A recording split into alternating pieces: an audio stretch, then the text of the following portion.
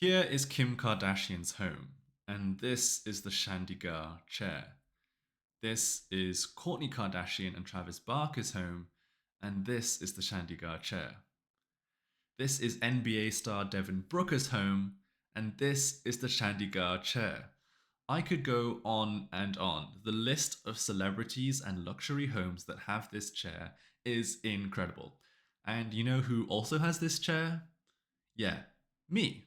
I also have these chairs in my much, much more humble home, and I love them. So, why do the rich and famous, and me, and more importantly, their interior designers who furnish their homes, love this chair? Well, in this video, I want to tell you about the fascinating history of this iconic chair and explain why I think this chair is favored by designers worldwide. And it's not just because of hype. It actually ticks a lot of boxes that interior designers look for when picking pieces. So let's jump into it. So the name of the chair gives a strong clue to its history.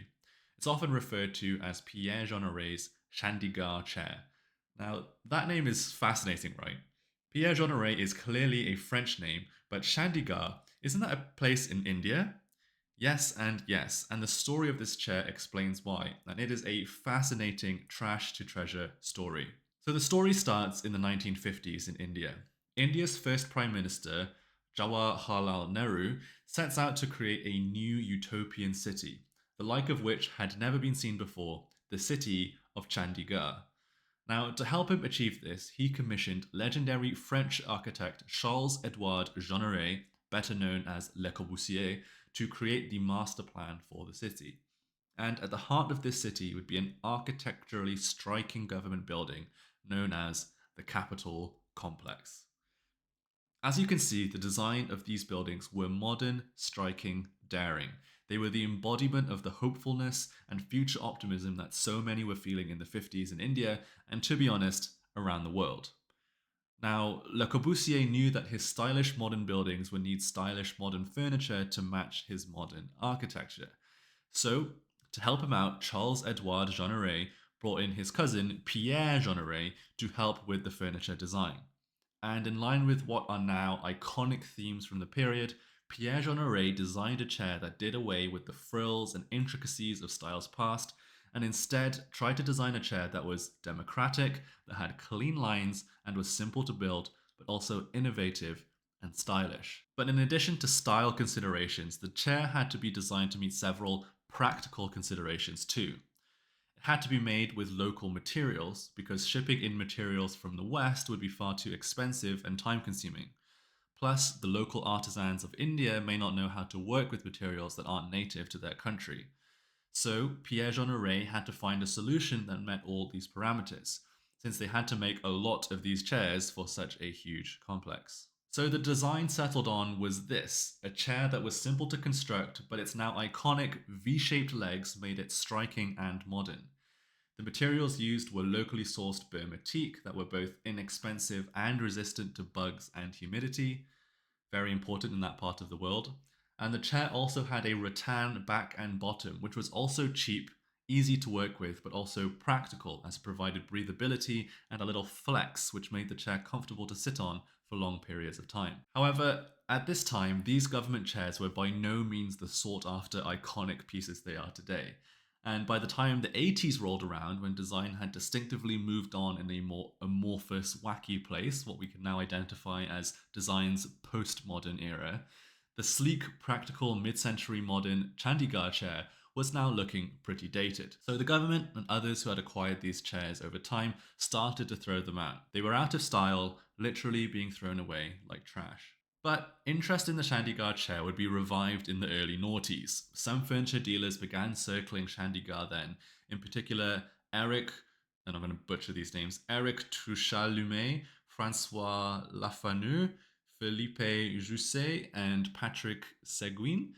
These dealers saw value in Jeanneret's discarded chairs before anyone else did, and bought up a number of the original pieces. Eventually, through these channels, interior designers started seeing their inherent design qualities and started incorporating them into more and more projects. Today, these chairs are so popular, the prices of originals has skyrocketed. The cheapest I could find at the time of recording were $4,400 per chair, but I've seen them go for as much as $31,000. That's out of reach for most of us mere mortals, but you could argue that buying such a piece could be considered an alternative form of investment rather than simply functional furniture. Mine, you won't be surprised to hear, are not originals. They are what cynics would call a dupe. I like to think of them as inspired by the original design. Mine cost about £150 per chair, which is considerably more reasonable.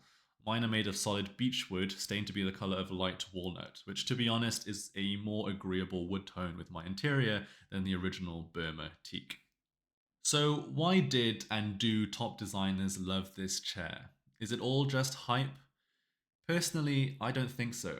Of course, hype plays a partial role in why these chairs are so popular, but I do think they tick a lot of design boxes that people look for these days. Firstly, their aggressive angularity makes them visually interesting to look at compared to typical four legged dining chairs.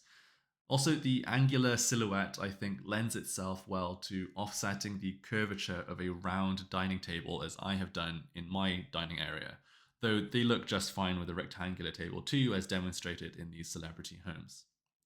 In addition to this, the natural wood tone and rattan back are also warm, humble materials that fit into design's focus on sustainability and organic modern trends.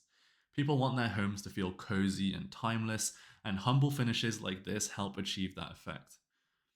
Other iconic chair designs from the same period were often made from chrome or plastic. For example, the tulip chair, the wassaili, and the stacking chair, which, while iconic in terms of their design, do feel very locked in their time and much harder to integrate with a lot of approachable contemporary design styles compared to the Chandigarh.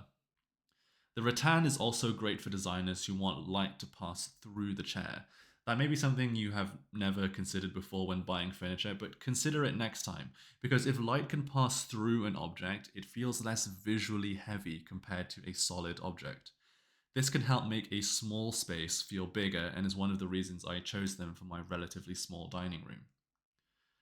And I actually think that they're quite comfortable. As I said earlier, the rattan has a flex to it, so the seat contours to you a little, making it more comfortable, and the breathability of the material means you don't get sweaty if it's hot. Some designers choose to put a cushion on top or integrate one into the bottom to make it even more comfortable, and I think that's a fine look too. These days, you can find many variations of the Chandigarh. Here's the Chandigarh as an armchair, as a bar stool, as a lounge chair, sometimes called the kangaroo chair. I think they all look great. So, what do you think of the Chandigarh chair and its many variations? Let me know in the comments below.